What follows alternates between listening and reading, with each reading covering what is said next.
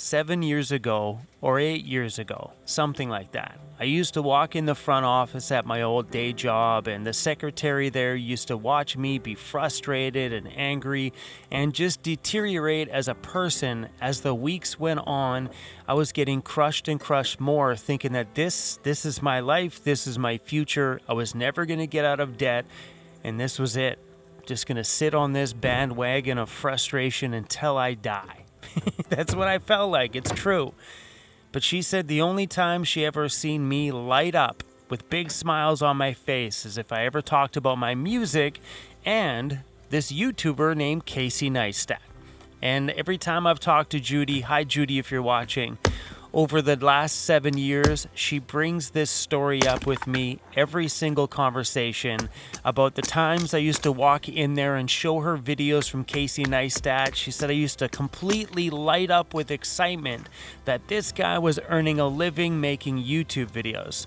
What inspired me by this guy was his work ethic, his ability to make a video just about every single day and share a piece of his life, and I always wanted to be just like that.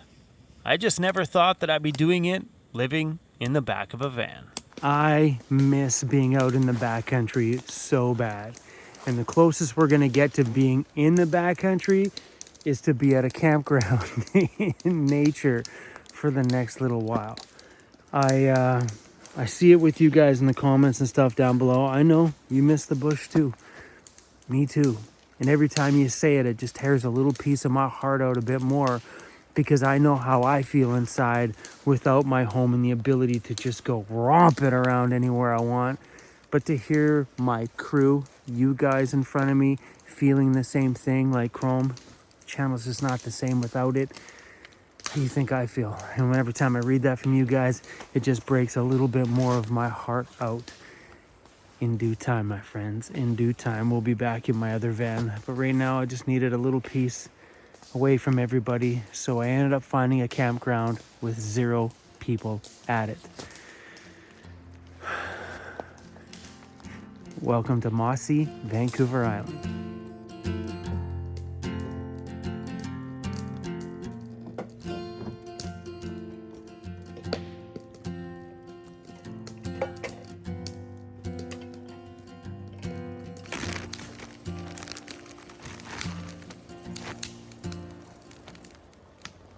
Howdy. How are you? I'm doing good. How are you? Good. What you doing way up here? Hey, trying to find some peace and quiet. I think I found some. Well, the Parks girl just came by and brought me a present. She pulls up. She's like, "Hey, Crow, what are you doing in that thing?" I'm like, "Oh, I'm renting it." She got a present for you. And she hands me this. Last time I was here, I left this flashlight on the ground outside, and it was outside in the pouring rain. And I didn't know where I left it. And it still works. It still works, and it still got juice in it. Yeah, it wasn't like a few days afterwards I realized that I left it beside my camp chair, and then I just drove away in the morning. And it's starting to rain outside here. She was telling me that there's been no campers here for the last 4 days. Shut that so it doesn't smell like smoke in there. All right. Making dinner in the rain.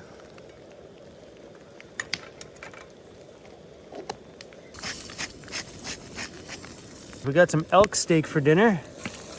I should have brought the cast iron. If I had my van, we'd have that. This is why I mean mossy Vancouver Island. All the forest and stuff out here is just covered in moss. It's incredible.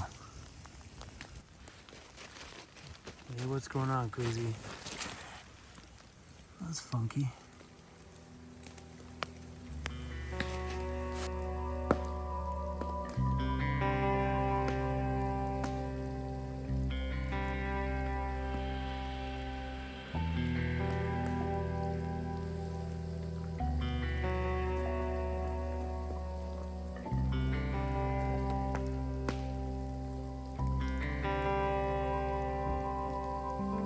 Well, my friends, that's dinner. I don't have anything else with me in the van, so we're just having elk steaks for dinner. Was your dinner, handsome? I see it's all over your face when you get it. Hey, buddy, here, go. There we go.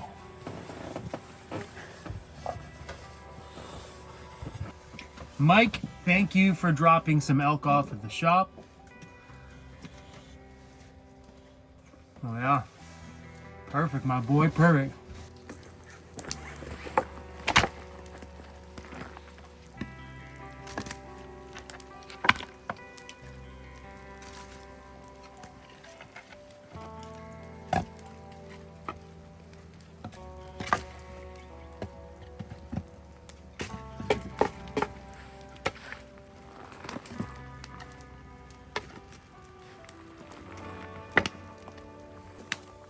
I've been burning some of the scrap firewood and stuff like that I had around the shop.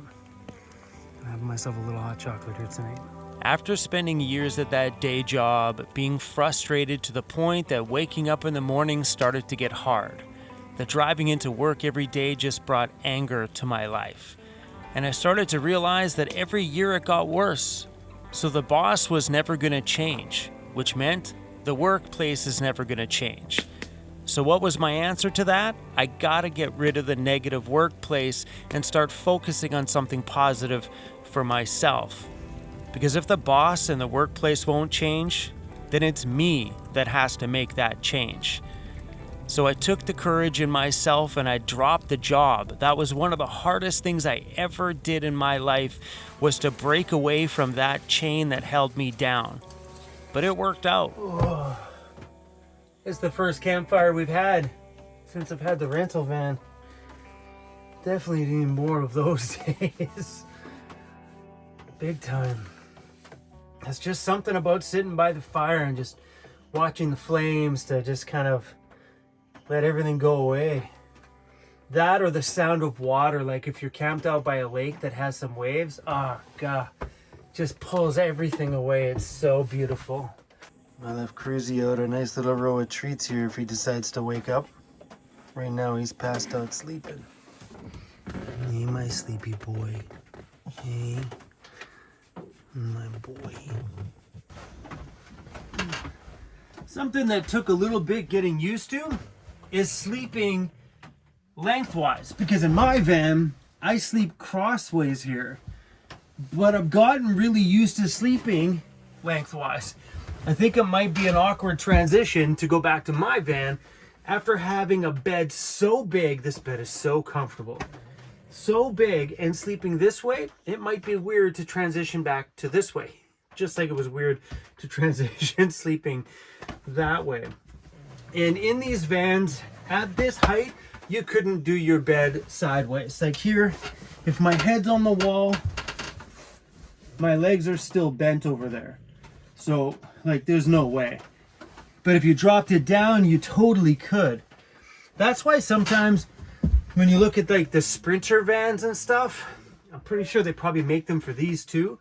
You see the little pop-outs on either side. They're like a little fiberglass thing that sticks on the outside, which is probably about 6 inches, giving you 6 inches more space above your head and above your feet, allowing you to sleep widthwise in a van at that height. So you'll notice in any of these bigger high top vans, they always keep the bed really high, and they do that for a reason, because the garage space underneath is on another level epic. Like, you keep mountain bikes underneath there, all your gear.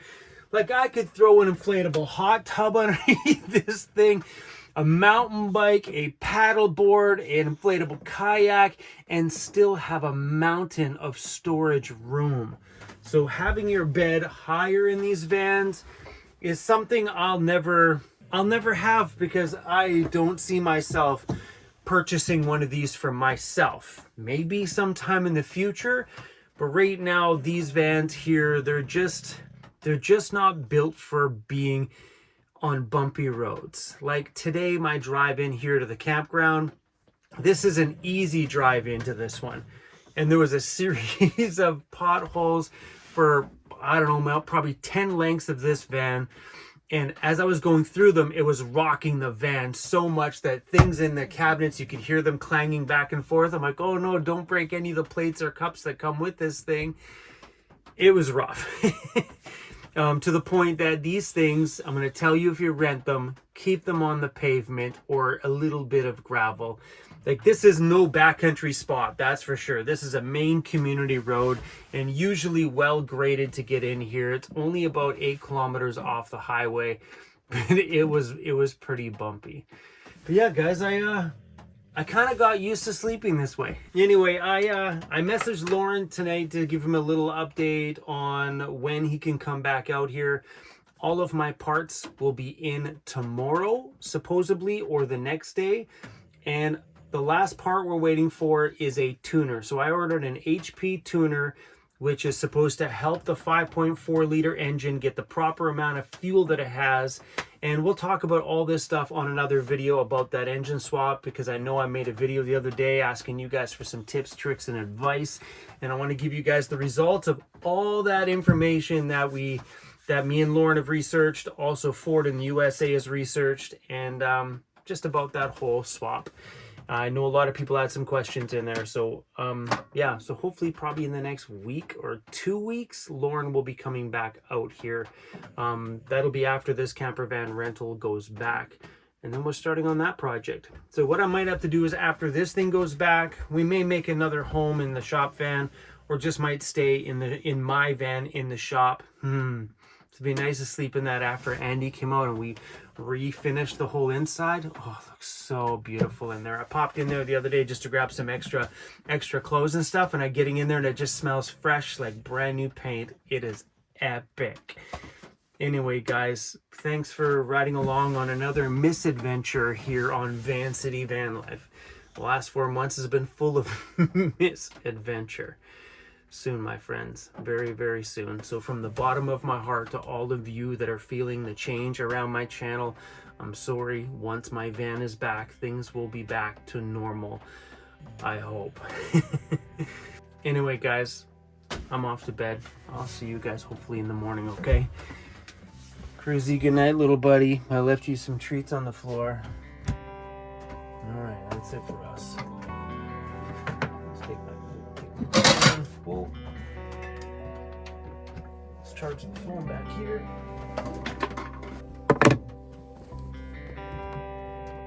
I like these little plugs back there. They're pretty awesome. Tomorrow's February 1st. Wow, time's been flying. Oh, I do have an episode downloaded. Been watching the series Rookie Blue. It's pretty good. That man never once told me anything about himself. Never said I know it's not easy. Life isn't easy sometimes.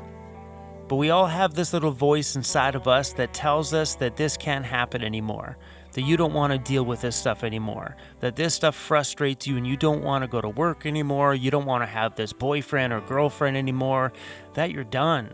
Those voices are inside of you for a reason. That's you telling you what you need to do. Let those voices inspire you to make the changes that you need to make. Embrace those little moments of change. Don't run away from them.